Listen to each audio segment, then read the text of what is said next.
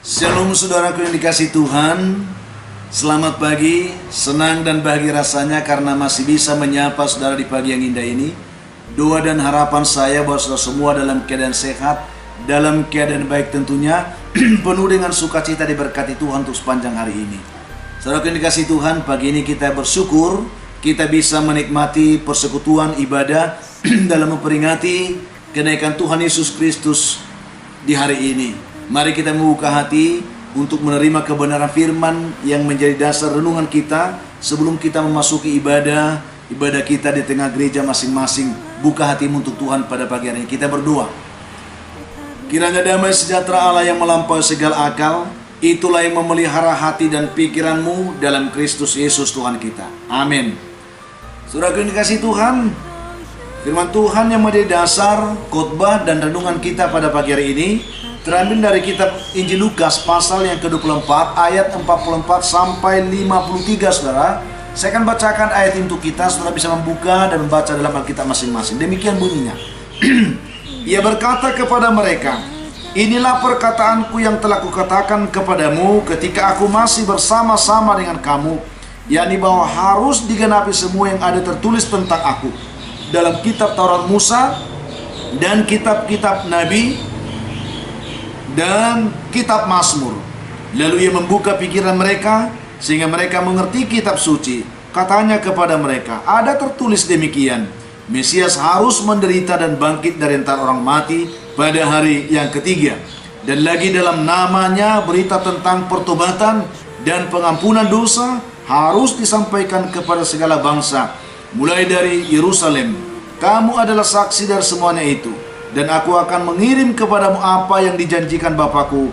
Tetapi kamu harus tinggal di dalam kota ini sampai kamu diperlengkapi dengan kekuasaan dari tempat tinggi."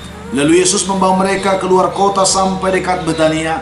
Di situ ia mengangkat tangannya dan memberkati mereka. Dan ketika ia sedang memberkati mereka, ia berpisah dari mereka dan terangkat ke surga. Mereka sujud menyembah kepadanya. Lalu mereka pulang ke Yerusalem dengan sangat bersuka cita. Mereka senantiasa berada di dalam bait Allah dan memuliakan Allah. Demikian pembacaan ini saudara. Topik atau tema renungan dan khotbah kita dalam ibadah kita hari ini yaitu menjadi saksi Kristus. Gabe sitidang ini Kristus, ini yang akan kita terima pada pagi hari ini. Seorang saksi adalah seseorang yang benar-benar melihat, merasakan, mengecap dan menikmati apa yang disaksikan. Para murid benar-benar adalah saksi dari semua hal yang mereka akan saksikan. Mereka tinggal bersama Yesus 3,5 tahun. Mereka mengikuti bagaimana sejarah perjalanan Yesus dalam pelayanannya dan sampai pada penderitaannya. Dia ditangkap, disalibkan, mati dan dikuburkan, bangkit dari antara orang mati pada hari ketiga, dan juga pada hari ke-40 setelah kebangkitannya dia naik ke surga seperti yang kita peringati hari ini. Mereka adalah benar-benar saksi dari semua peristiwa itu. Tetapi bagi kita saudara, saya ingin katakan kita juga adalah saksi dari semua peristiwa itu lewat mata iman kita yang telah dibukakan oleh Tuhan untuk melihat semua pekerjaan Tuhan, untuk melihat semua peristiwa apa yang dilakukan Tuhan untuk saya dan saudara. Kita benar-benar merasakan apa yang telah dikerjakan Tuhan bagi kita semuanya. Lewat pengorbanannya, oleh kematiannya kita beroleh kehidupan, dan oleh pengorbanannya kita beroleh kemenangan, oleh kebangkitannya saudara, kita beroleh kemenangan, kita benar-benar merasakannya. Itu sebabnya Yesus juga berkata kepada murid-muridnya, "Kamu adalah saksiku," termasuk saya dan saudara.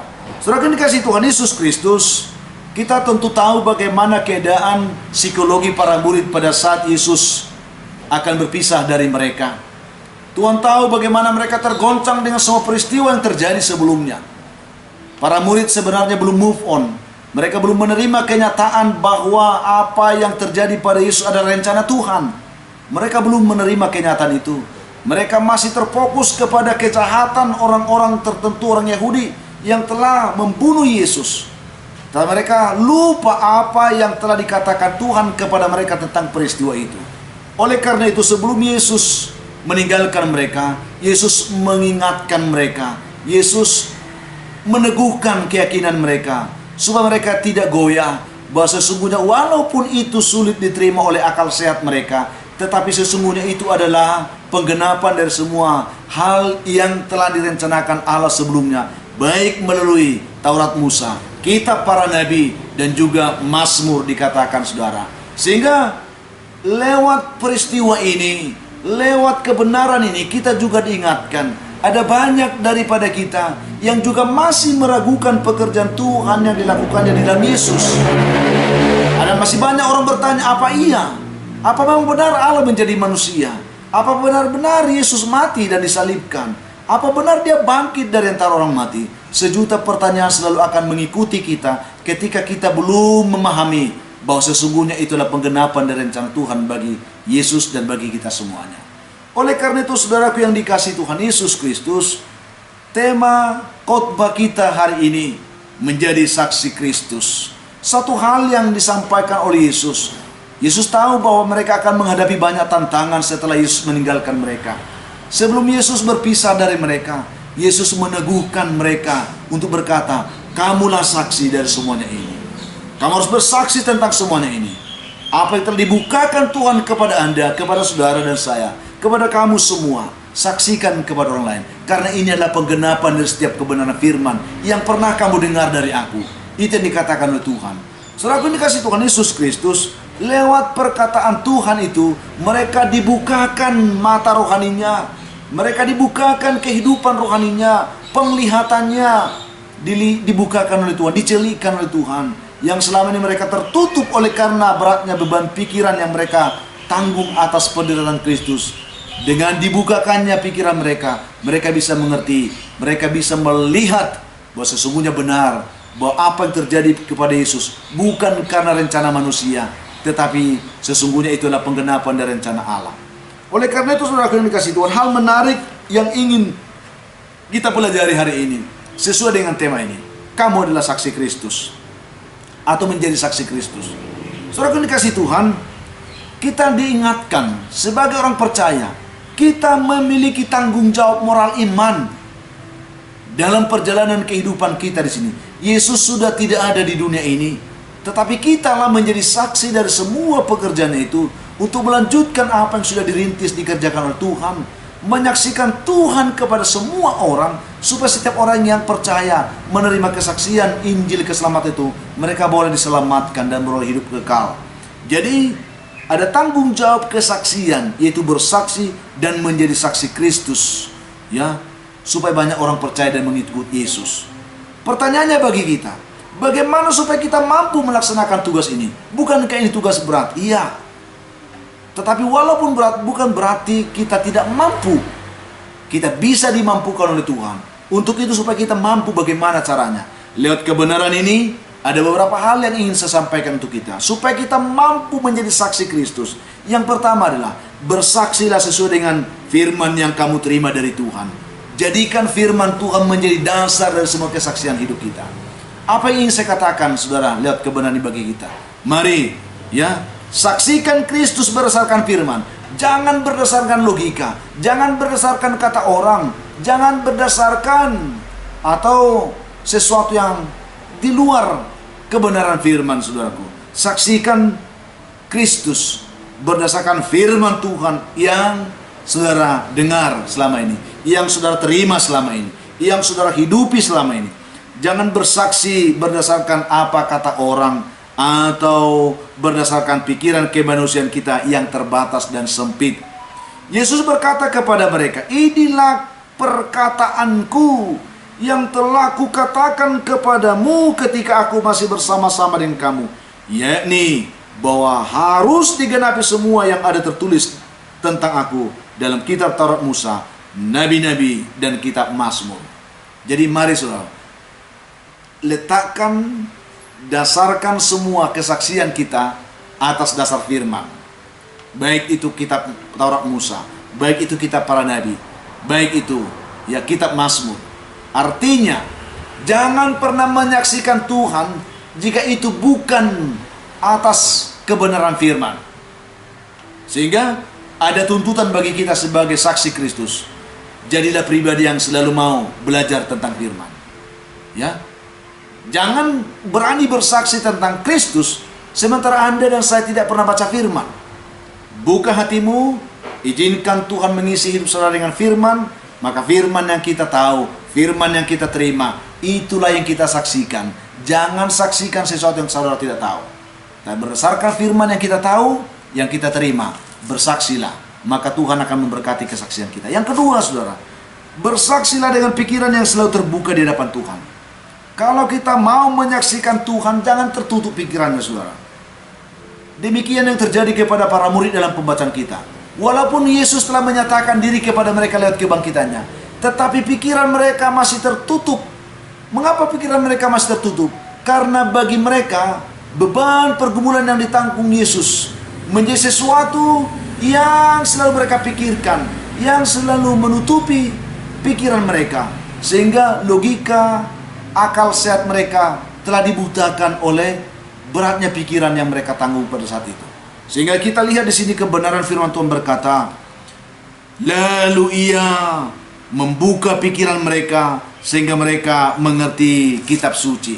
Kalau kita tidak membuka pikiran kita, saudara, tidak akan ada kebenaran yang bisa kita terima. Tetapi dengan pikiran yang terbuka, kita bisa mengerti firman. Dengan pikiran yang terbuka, kita bisa mengerti rencana Tuhan. Dan dengan pikiran yang terbuka, kita akan mampu berbicara tentang Tuhan, menyampaikan berita keselamatan tentang Tuhan. Sehingga, bagaimana kita bisa menjadi saksi? Bersaksilah dengan pikiran yang selalu terbuka di hadapan Tuhan, supaya Tuhan mengisi pikiran kita, mengisi hidup kita. Tetapi kalau kita selalu tertutup, kita tidak akan pernah mendapatkan apapun dari Tuhan, saudara. Mari, dengan kebenaran ini, kita diperlengkapi Tuhan untuk menjadi saksi yang benar. Yang ketiga, saudara, bersaksilah atas tuntunan Roh Kudus. Terbukalah kepada Tuhan, terbukalah kepada Roh Kudus. Selalulah menjadi pribadi yang mau dituntun oleh Roh Kudus, terlebih dalam kesaksian kita, saudaraku. Karena salah satu tugas daripada Roh Kudus, memampukan kita berkata-kata tentang Yesus, memampukan kita berbicara tentang Injil keselamatan, dan juga meneguhkan kesaksian kita, sehingga setiap orang mendengarkan kebenaran itu, mereka juga boleh diselamatkan. Mereka bisa percaya kepada Tuhan dan diselamatkan. Sehingga sangat penting pertolongan Roh Kudus. Bersaksilah atas tuntunan Roh Kudus dengan pertolongan Roh Kudus. Jangan mengandalkan kekuatan, jangan mengandalkan kemampuan, jangan mengandalkan kepintaran atau pengetahuan teologi yang tinggi, saudara. Tidak ada artinya itu bagi Tuhan tanpa Roh Kudus yang menuntun kita, yang mengurapi dan memberkati kita. Maka semua pengetahuan itu akan menjadi sia-sia dan menjadi sesuatu yang kosong di hadapan Tuhan. Mari, saudaraku, jadilah saksi Kristus yang selalu mau dituntun oleh Roh Kudus hidupnya. Ini penting. Karena Yesus berkata, saudara, aku akan mengirim kepadamu apa yang dijanjikan Bapakku. Apa itu? Yaitu Roh Kudus, Roh Penolong, Roh Penghibur, yang menguatkan kita, memampukan kita untuk bisa menjadi saksi Kristus. Ini yang kita lihat, saudaraku. Lalu yang terakhir, yang keempat, apa, saudara? Bersaksilah dengan sukacita sebagai orang yang sudah lebih dulu diberkati oleh Tuhan. Ini penting bagi kita. Bagaimana kita bersaksi tentang Tuhan kalau kita belum mengalaminya, belum menikmatinya, saudara? Jadi kesaksian kita tentang Tuhan bukanlah sebuah perkataan yang diatur begitu rupa, tidak. Tetapi kesaksian kita tentang Tuhan adalah buah dari kehidupan kita bersama dengan Tuhan. Ketika kita berkata Yesus penyelamat, alangkah naifnya kesaksian seperti itu kalau memang saudara belum merasakan kehidupan saudara diselamatkan oleh Tuhan. Tetapi ketika kita berbicara Yesus adalah keselamatan, jalan keselamatan dan kehidupan dan kebenaran seterusnya, kita terlebih dulu mengalaminya, menghidupinya, mengamininya, merasakannya, maka kesaksian kita akan memiliki kekuatan yang dahsyat untuk menjamah hati orang, juga untuk diubahkan seperti kita. Jadi bersaksilah dengan sukacita sebagai orang yang sudah lebih dulu diberkati oleh Tuhan. Jadi kalau kita sudah sungguh-sungguh mengalami apa yang akan kita katakan, kita akan penuh dengan sukacita menyampaikannya, dengan kelegaan menyampaikannya. Tetapi kalau kita masih dengan beban, merasakan bahwa kesaksian itu merupakan sebuah beban, itu artinya bahwa saudara belum sungguh-sungguh mengalami dan menghidupi apa yang saudara saksikan.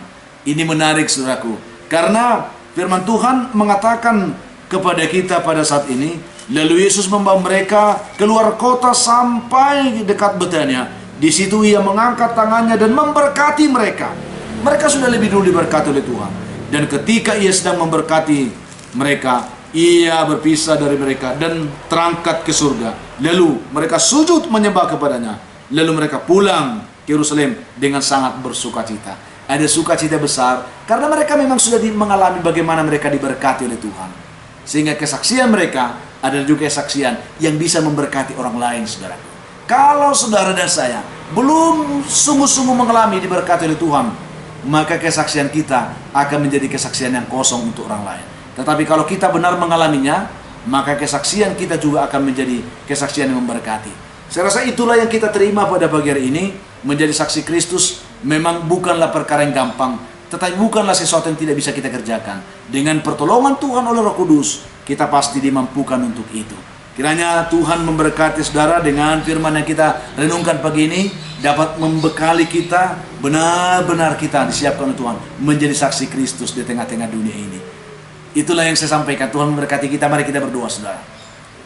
Bapa di surga, terima kasih untuk kebaikan-Mu yang kami terima pada saat ini, yang telah menuntun hidup kami boleh mengerti, memahami kebenaran firman ini. Kami diajari oleh Tuhan untuk menjadi saksi Kristus. Benar Tuhan, ini merupakan pekerjaan yang tidak gampang, tetapi bukanlah pekerjaan yang tidak bisa kami lakukan. Berdasarkan firman yang kami terima saat ini, Tuhan mau supaya kami boleh menyaksikan Tuhan berdasarkan firman. Dan juga Tuhan mau supaya kami membuka pikiran kami di depan Tuhan, dan selalu mau dituntun oleh Roh Kudus, dan selalu mau menyaksikan apa yang Tuhan sudah lakukan dalam hidup kami. Kami boleh menjadi saksi karena kami sudah lebih dulu diberkati oleh Tuhan. Terima kasih Tuhan. Kuatkan umat-Mu semuanya. Yang lemah dikuatkan, yang berbeban berat diberikan kelegaan, yang berduka dihiburkan, yang putus asa beri harapan. Hamba terus doakan yang dalam keadaan sakit, Tuhan berikan mereka pemulihan, kesembuhan dalam nama Yesus. Yang mencari pekerjaan Tuhan berkati, yang mencari jodoh diberkati Tuhan, yang mengharapkan keturunan diberkati Tuhan, juga yang sedang bersuka cita karena mereka berulang tahun mendapatkan rezeki baru dari Tuhan, berkati mereka hari ini, ajar mereka bersyukur.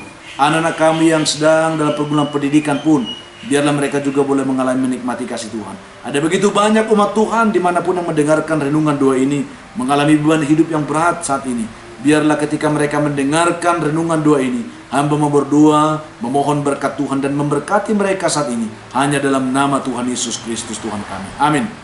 Saudara yang dikasihi Tuhan, apapun keadaan hidup yang saudara hadapi hari ini, saya hanya tetap berpesan, tetaplah semangat saudara. Jadilah kuat dalam Tuhan, bersukacitalah senantiasa dan mengucap syukur atas segala sesuatu. Karena itu pasti kehendaki Tuhan dari kehidupan saudara. Kalau saudara, ya saya harapkan saudaraku, saudara juga bisa bantu kami untuk bisa tetap membantu kami untuk membagikan, men-share renungan ini, supaya banyak juga orang bisa diberkati oleh Tuhan. Dan kalau saudara punya beban, pergumulan hidup yang berat, saudara rindu didoakan, hubungi kami. Ada nomor telepon tertera dari saudara. Ya, itu kami bisa membantu saudara dalam doa. Itu komitmen kami. Akhirnya saya Pendeta Linti Dongoran, Pendeta GKP Jemaat Khusus Soresan Medan, menyampaikan sampai jumpa saudara di kesempatan lain. Selamat ibadah peringatan kenaikan Tuhan Yesus Kristus hari ini. Selamat beribadah, Tuhan memberkati saudara. Sampai jumpa di kesempatan lain. Shalom.